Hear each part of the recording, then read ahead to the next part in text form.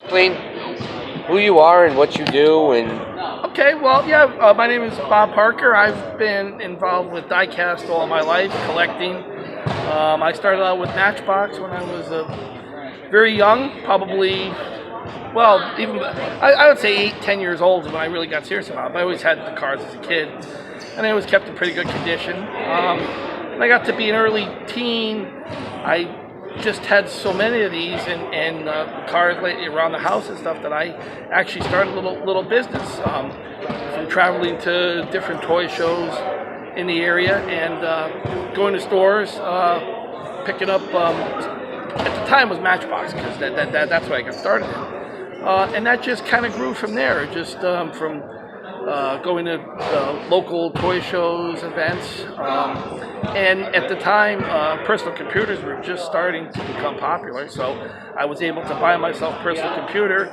which then I was able to create mail lists. I could send out lists of cars to people, and it kind of got my business almost worldwide, which was great.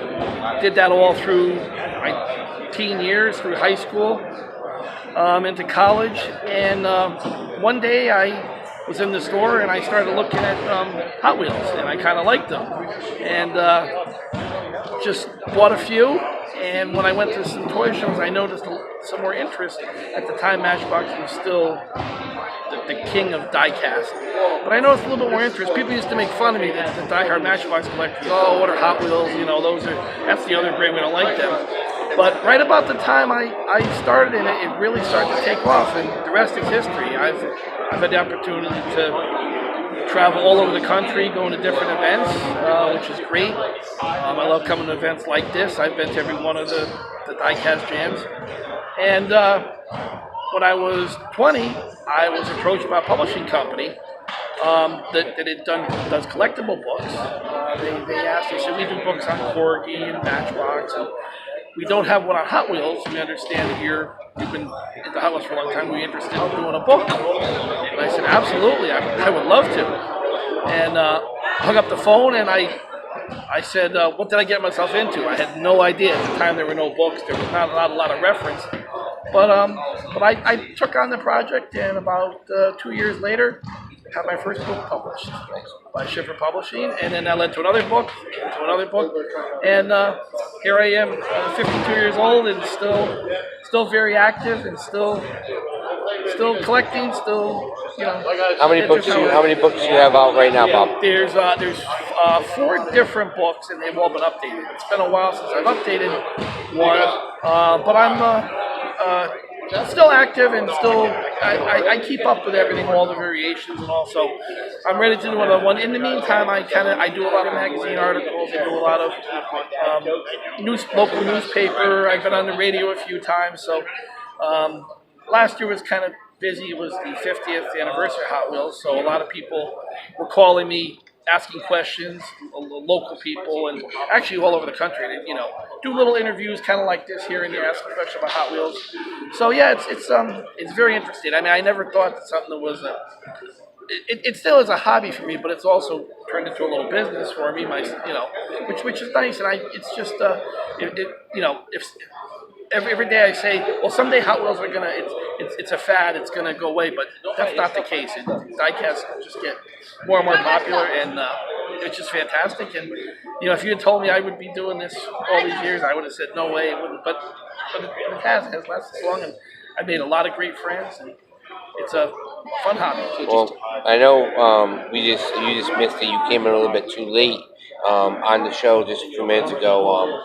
Jerry has the brand new ID cards. Yes, those, yes. And he has them actually. We showed each piece, and very few people have had them in their hands. Yes.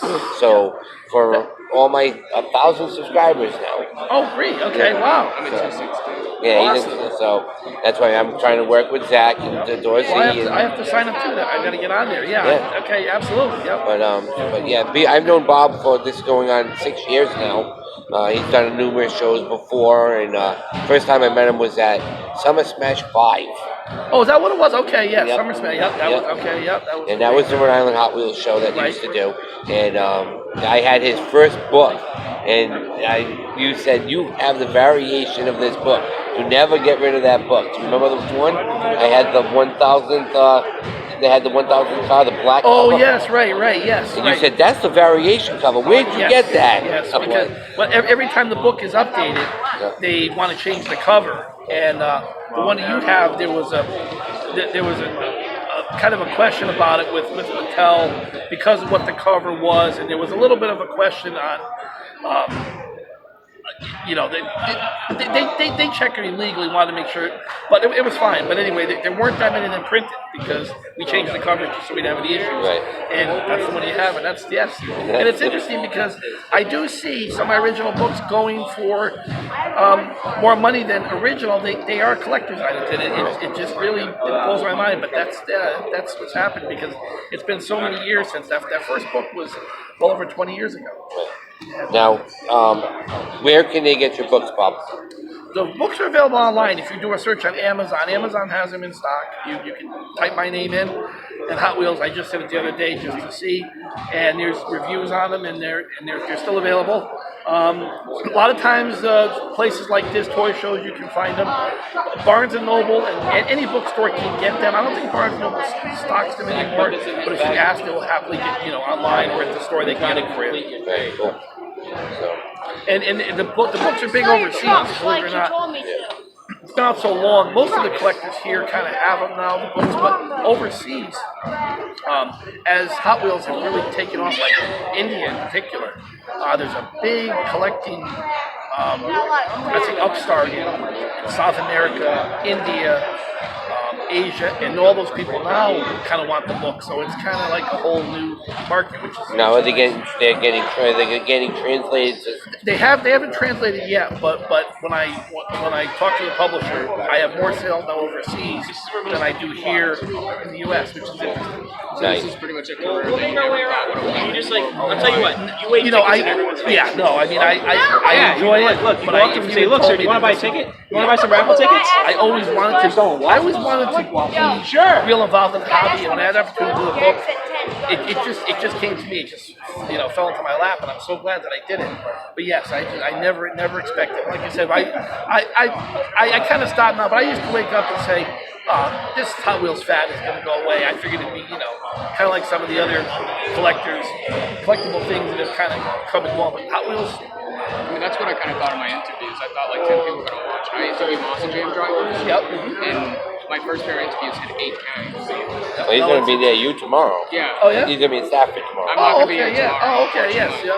Bob's originally from Connecticut. Yes, I so. am in Connecticut. Yep. So no, What it's. part of Connecticut? I live in Orange, which is down along the coast. Yeah. And my aunt lives in Ashford, Connecticut. Okay, yeah, that's a little bit of a ride, but yes, no, for me, but that, it's kind of nice because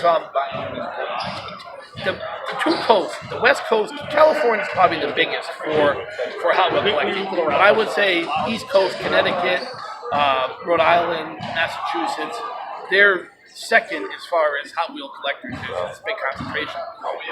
Good and bad. Good because there's more shows like this, access. Bad because if you're looking in the stores, you got to be quick because trying to find stuff in the stores is really tough. Because there's just so many people that know about these things that are out there collecting. But with online, so you can get anything. But that's what these shows are great because I still enjoy. You can buy anything online, but I like to come and look at the things. To me, that's the fun of it. Come and look at what's on the table, look at the different things, and to me, it's just a lot of fun. So it's just a great event. Glad to be here. Yeah, thank you, Bob. Like I said, he's been doing this for a while, and go on Amazon, check out his books. His books are great. The pictures on them are great because to understand the actual hobby is really complicated if you're going to jump into it right first and not know what you're doing. A lot of people have bought stuff and bit themselves in the butt. A lot of my subscribers are collectors, but they're also resellers. They do a lot of Amazon, they do eBay, and I always get the calls that, why should I buy this car? Why should I buy this car? The reason why is because, that's why we have these shows. This car is sitting here for $4. This is normal $3 car. but somebody is always going to be. And if you look at it, it's an eBay car. But people are looking for this stuff. There's special cars. Just get a car that you like. Yeah, Right, it's a that- niche. that's- It doesn't what I have to tell- be right. $99. You can get one for $1 if you like it. You know, there's now you're getting there is a lot of dealers in the hobby, which is great, and it helps collectors get what they want. But I tell people, just buy what you like. If you like Volkswagens, collect them. If you like Corvettes, buy them. Start out small, work that way. I mean, there's a few people that get everything. I mean, they buy anything that says Hot Wheels on it. Obviously, it gets expensive. And if you try to keep up and do that, sometimes it takes the fun away from it. So collect what you like. There's certain series, buy it. You know, figure that it's probably not going to be worth anything less. And some of the stuff, if you hang on to it, if you are, you know, from a collector, you're not going to buy it thinking of, you know, what the value is going to be in the future. But a lot of these things do appreciate, and it's something that you can hang on to for 10, 15, 20 years, and you can either pass it on to somebody, you know, in the family, or if you decide you're going to sell it, you might be able to make a little bit, especially if you have some of the stuff that's, you know, sought after. So it's a great hobby that way, and like I said, almost everything I've ever bought or been involved with usually retains its value anyway, which is good. You know, collectors are gonna buy stuff because they like it. Fire stuff is big, police stuff is big, NASCAR, race, all that stuff. So, yep, buy what you like. If you're in the store and you see a certain series that you like, grab it. You know, maybe you don't have to worry about getting every single car because it takes the fun out of it. But you know, if you can't find it, then that's so yeah. I mean, like this. Like here's the normal car that I don't know. This is what 2007. I want to say. Yeah, it happens. Like that's great. This is a 2007 car. Well, what New Jersey Diecast Collectors Club did is they made it their own. They put their logo and everything on it. So this car doesn't mean a ton to normal people that would collect, but for a collector like myself, Bob, Zach, this is something that we want to collect because this is from another club. Unless you belong to this club, you ain't getting this piece. Same thing with these. If you don't belong to our club, if you don't have a way of getting these, unless you're going online, you're never going to get one. Maybe they'll be online if someone sells it. Right. That's like a slight chance. I got a question for you. What's your Sure. favorite Can car? we move the camera a little bit? Yeah. Okay, there we go. Okay. What's your favorite car of all time? My favorite Hot Wheel, and I don't even know why, but it's called an Army staff car. Oh yeah. Okay, it's an old 442. $500 car. Right, and that's kind of part of the reason why I like it. When I was first getting involved with it, I said, I was always looking for it, tough to find. I was able to find one in mint condition, and that one I hung on to, and I chose, you know, normally I would buy stuff and turn around and sell it. That one I kept, I still have it, and it's just because it was at the time, it was probably the most rarest sought after Hot Wheel. When I got it, and I kept it, and it's still a real good item. But yeah, that's probably my favorite. Yeah. I found one at a toy show. It was a repop. Somebody made it, but that's something because I know it's gonna be hard to find. I still keep that in my case. Yep, absolutely. Yeah, when I was younger and I do have the mail order business. Pretty much people would offer me crazy money for some of these Hot Wheels, and I would sell them. My thinking was, I'll be able to replace them. All of a sudden, it started to be I couldn't replace them, like almost at any cost. So because as the price goes up and these things become more collectible, less and out there. So now, you know, if you find some original Hot Wheels Buster Pack from the 60s, early 70s, you definitely have a find if you're at a flea market tax and you see them at a reasonable price. I would say buy them because it's don't hesitate because if you wait and go back, you're probably not going to be there. Like if over here we're gonna go around. Zach's gonna go around again. My friend Cliff that's been on the channel with us, he is selling some of his vintage 70s, 60s, 70s, and 80s Hot Wheels. And you want to see some of this stuff. It's amazing stuff. But this is the stuff you want to collect. Yes, I know a lot of my people resell. Right now, the best bet is to get a little bit better stuff. Like you get stuff like this at yard sales, and you gotta look for it. Just don't go and buy Hot Wheel because it's a Hot Wheel. Because a lot of the stuff will just sit on a shelf. get your favorite car. Because my favorite car is a 2008 Ford Mustang. Right. And the other really cool thing is you have a lot of brands to choose from, and there's a lot of great. It's not just Hot Wheels on Shining Light. You've got M2 and Green Light, a little more expensive, but I'll tell you, they are doing some really nice vehicles. Even Matchbox has really, for a while they kind of started making more obscure cars. Now they're really starting to, their basic line is very, very good, and a lot more people are picking them up and collecting them because people like things are actual cars. Right. Well, that's what they did. I think that when they finally decided to really ramp up, they really got the licensing and really jumped on that. And it was like, wow, like, oh my God, like, you can get an actual Hot Wheel, a Matchbox that's an actual Mercedes. Before it was like a Mercedes, they tweaked it a little bit, then it was fake. Well, that's what the original appeal was back in the '60s. Matchbox was the king from '53 to like the early '70s.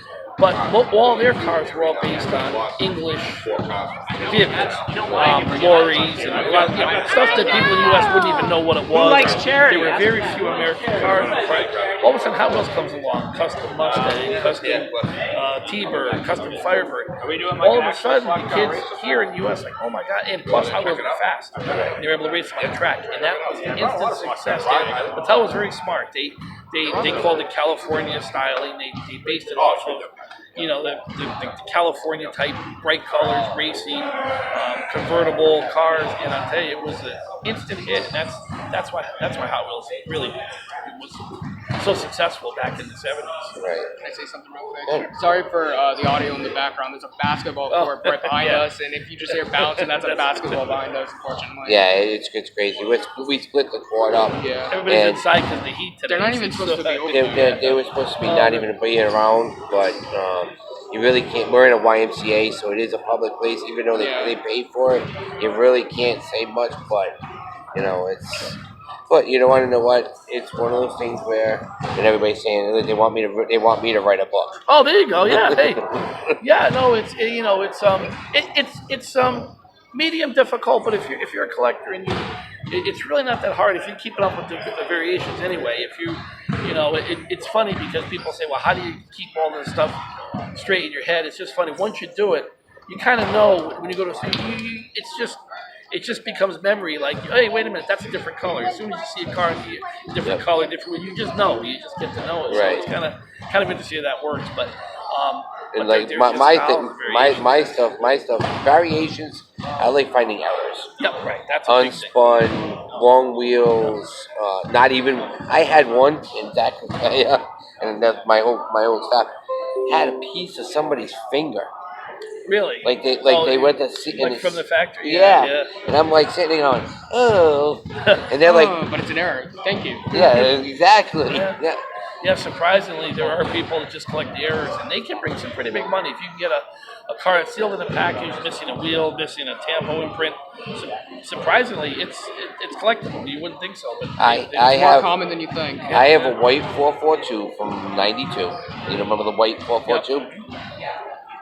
Reverse. Okay. Yeah. When they posted it, the front headlights are in the tail and See that. Yeah, it's same thing like stamps. That's a big thing in stamps. If they misprint a postage stamp, those things go for crazy money. It's the same thing with the diecast. If there's something sealed in the pack that's got something different about it, it's surprising. Collectors do love that stuff. Now let's see. I know he has the 442 Saf car. Does he have the 1995 Camaro from the Treasure Hunt? Oh yes, absolutely. Yeah, because actually I was right in the middle of writing the second book, right when the Treasure Hunts came out. That first year, I was in the middle of writing the book, and yes, because I needed at the time. I was buying one of everything, so go to the stores, and because I needed pictures for the book, I said, well, I could always sell them off if I didn't want them. But yeah, I was lucky. I bought everything I could find, and at the time, who knew? I mean, it was something new. They were going to be special, but nobody had any idea they were going to be as special as they turned out to be. $700, I think it is. I wonder if I had gotten any, and I just didn't realize when I was younger. I just collected any car that I see.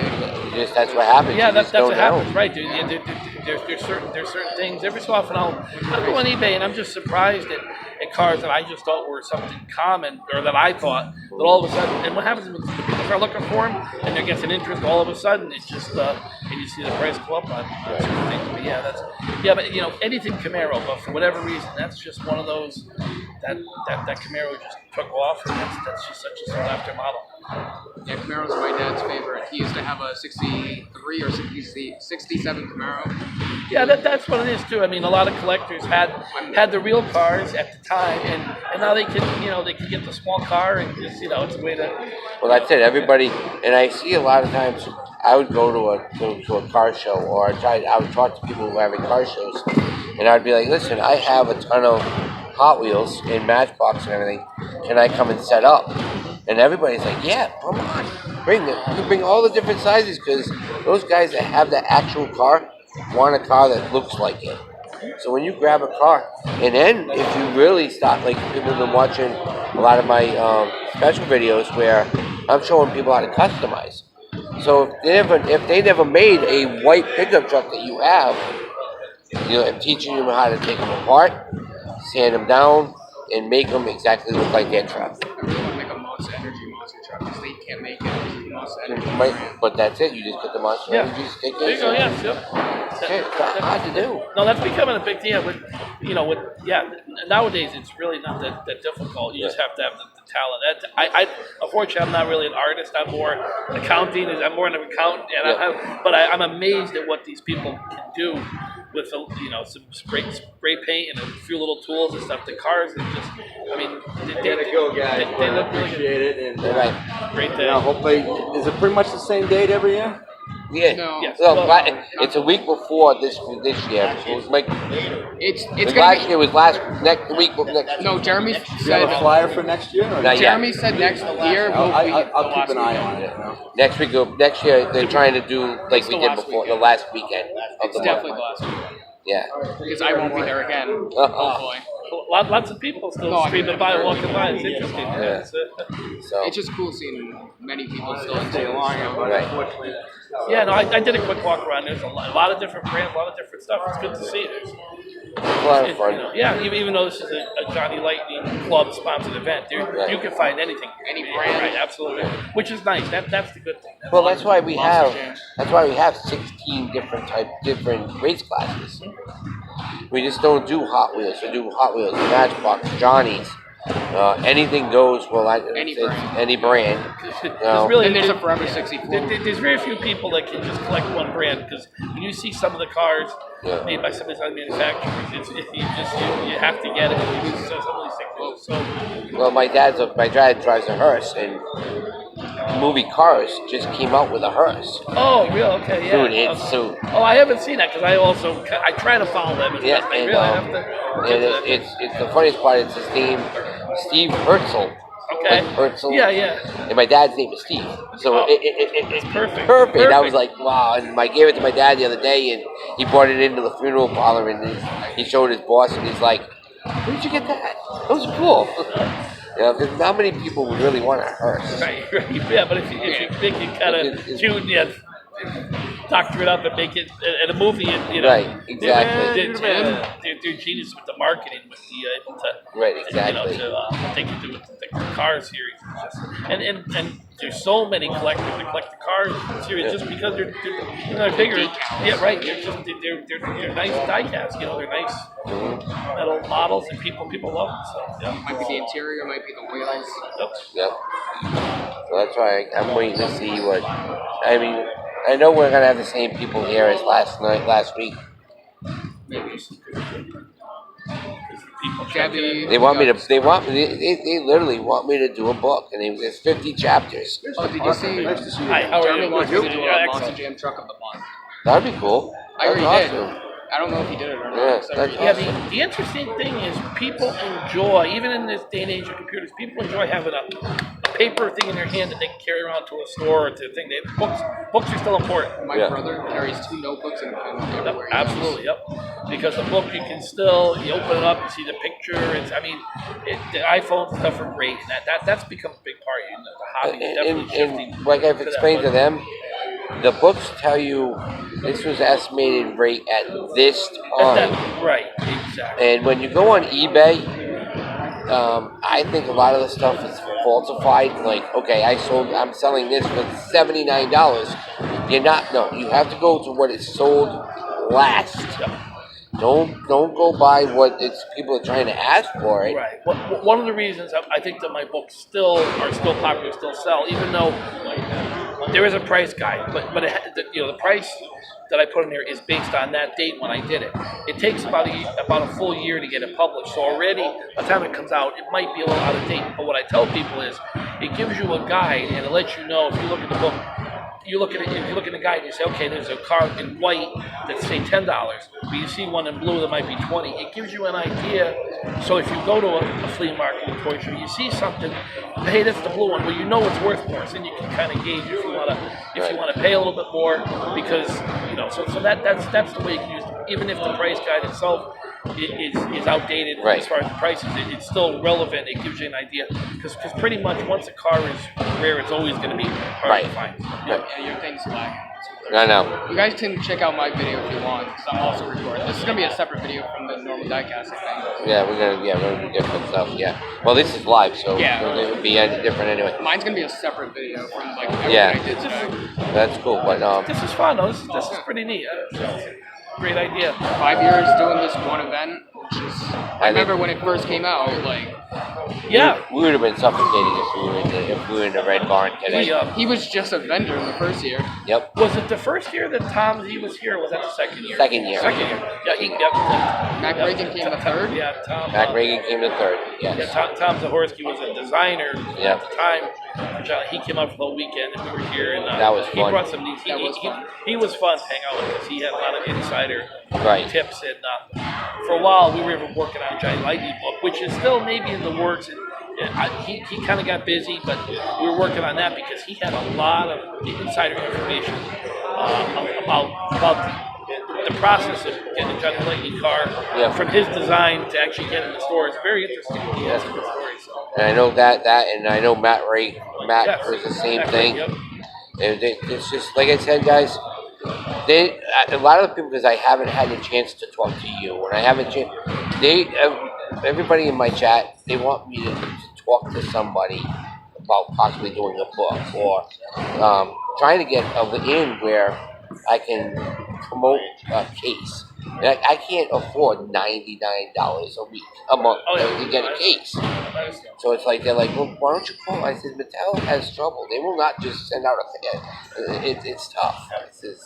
No, it is. Yeah, that's right. Yeah, it is very even like I did the books completely independent of Mattel. They know about it. Matter of fact, in their offices, a lot of designers have my book, which is interesting. And they use it for reference, but everything was done my own independent research, just from other collectors and putting it together. Because truthfully, these cars, some of the ones now are geared to collectors, but the original Hot Wheel was just made as a car to be played with. Nobody thought it would be this collector. And that's why when you look at some books and they show you the 68, 70, they're not mid pieces. Right. It's okay. Hey Bob, I need to come by your house and take a picture of this set because I don't have it, and he might have 2 or 5 or 6 flea bites on it. Right. Right. Yeah. Sometimes that's the way you can find it. Right. And Mattel themselves. Now, again, with computers, it's a little easier. But originally, Mattel, they had no idea what colors they made. It was just a toy. The stuff was produced over in Europe. Over in Asia, shipped over here. Some made in U.S. But nobody had any idea how many red ones were made, how many blue ones were made, or even they didn't even care if there was a color change. It was just done at the factory. Right. And now the collectors scrutinize everything. You get in there, and pretty much by talking on the internet, you can kind of tell how many of a certain car have been made. But yeah, again, it's just a toy. It really is just a toy made by them, and that's designed for kids, basically. Tim, come here. Say hi. No, we're live. We're Tim, live. come say hi. There's 2 recordings going on. Nick, you're ignoring me. It's a nice interview. So So, This is great. See, this is what I do for a living with Monster Jam drivers. yep, that's awesome. it. That's That's it. awesome. So, well, Bob, I want to thank you for Thank you. coming in. Okay. Thanks so very much. much. Like I said, Nascarman 3345, Bob Parker. Check out his books.